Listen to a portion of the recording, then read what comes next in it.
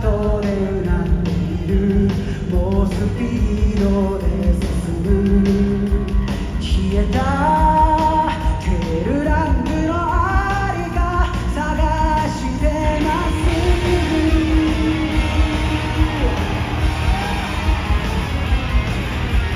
闇をスキラップにする強さでひた走る道路に魔法街灯さえないけれど、きっとヘッドライト一つあれば何もいらないな。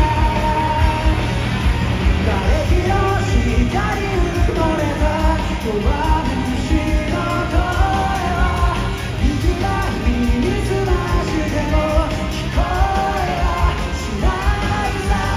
追いかけてくる五体が視界を塞ぐ前に、追いついた未来の端っこで何度もあなたを救い出すよ。